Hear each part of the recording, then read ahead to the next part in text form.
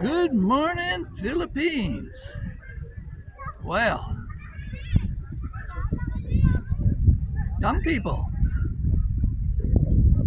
it's easier and a cheap way to blame rather than realize your shame. Life is tough, life is rough, but do you really give enough? The fact is, and here's the quiz, what are you doing to make life better? Or are you just standing there a quitter? No, you can't just count on daddy's inheritance. You need to make a move and do it now. The Philippines is chock-a-block full of expats who espouse about a budget because suddenly this is one of the few places in the world they can survive on their social security benefits. I'm not saying live like a king.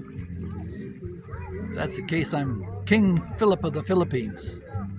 No, unless you want to have zero options and be forced to a place like this, because let's get real, okay? They all talk about their budgets, and it goes around and around all the time because they find it tight here. They'd be living under a bridge out in the Western world, but they come here because it's one of the few places they can survive on a social security check. So don't make the same mistake. Now, I'm not in the same situation, so yeah, I worked hard on my life. You know, when you say you can't make it on just one job, I didn't make it one job either. I've had 7 kids, and I did it not by one job, by 3 jobs.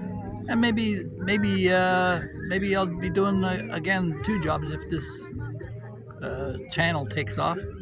Which reminds me, don't forget to like, share, and subscribe. Push that notification bell. But if you want to have options, and instead of living in some 1-bedroom apartment in Dumaguete and struggling to make ends meet, if you want to stay at a decent hotel and relax with your family, you got to work for it. Save your money.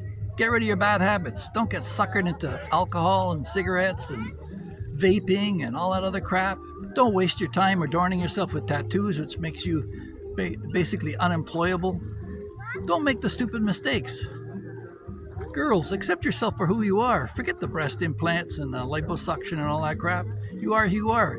If you're a big woman, accept it and stay in shape. There's nothing wrong with a big woman in shape. Not to a guy with any character. But there's always people who waste their time fat shaming and stuff like that. But that's not your problem. Your problem is you.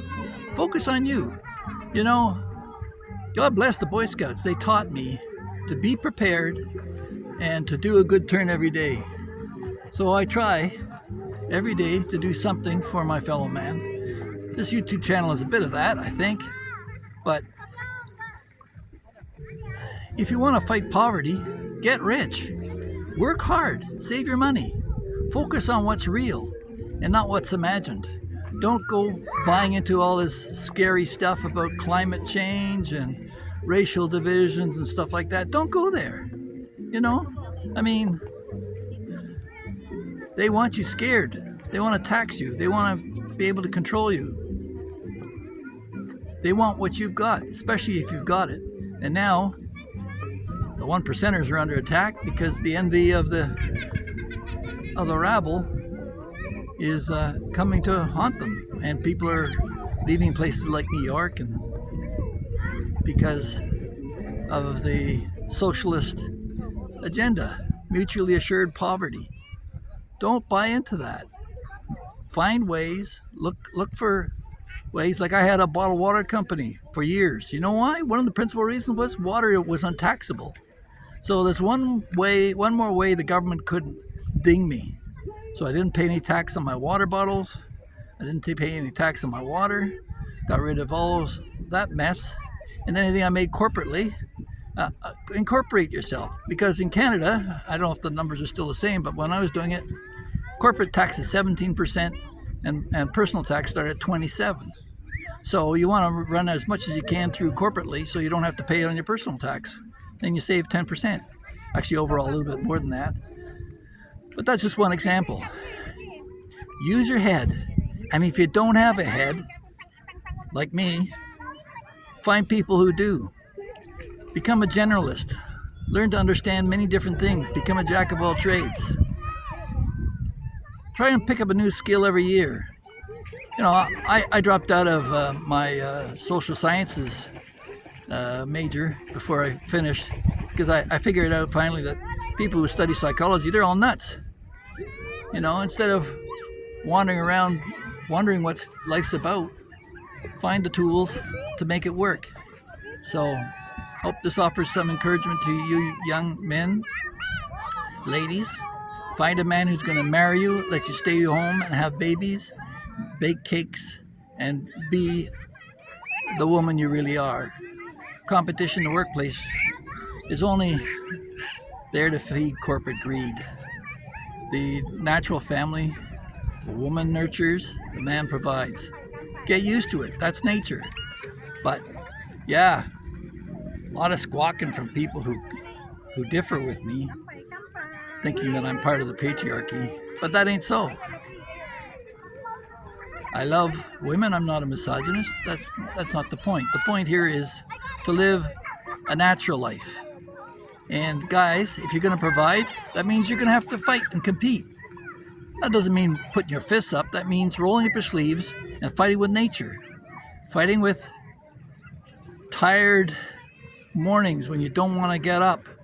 Well, it takes 3 cups of coffee just to get your eyes open so you go off to work. Maybe you have to drive an hour and a half to work every day, as I did. Maybe you have to hold 3 jobs. But you got to do what you got to do to make your family. And that brings us to the next point of this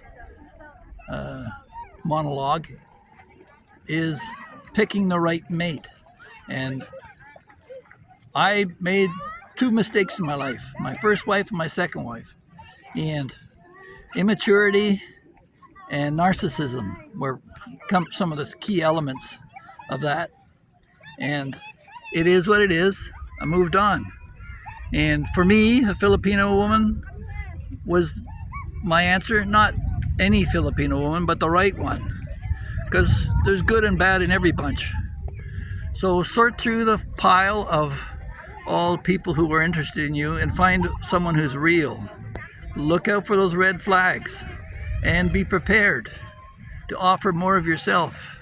You know, I used to have an expression that's on a postcard that said, if you feel like you wake up in the morning, you feel like you've been had, be grateful. Because a successful man, a rich man, is one who can take the losses and never complain about it. I have Desiderata on one of my videos here. Have a look at that. Or the other one, If by Rudyard Kipling. Both some sound advice for young men. I suggest you take a look at it. And while we're at it, I'll just remind you again that here at the Phil Cartmel Experience, we try to provide you something new and novel and expand your horizons. And you may not get that on other blogs. So please feel free to look at the now 500 videos I've got down below. And I'm not saying you will have to watch every one. No, I'm just saying there might be some material in there that is of interest to you. I try to get your attention with the thumbnail. But yeah, young men, roll up your sleeves, don't complain. You know, if you can, what they say, if you can put it all on one gamble, one roll of the dice and lose it all and never complain, you're a man, my son. So, you know, otherwise, you can just live on your Social Security here in the Philippines as an old man and point out to others all their faults and how they have to live this way or that way, or why the budget isn't making it again, and have that anxiety with you all your life. When you're young, you should be anxious. You got the skills, the strength, and the energy to deal with all that stuff. Us old guys, we just want to sit down and relax and have fun, and maybe dispense some helpful advice, hopefully helpful advice to the young folk.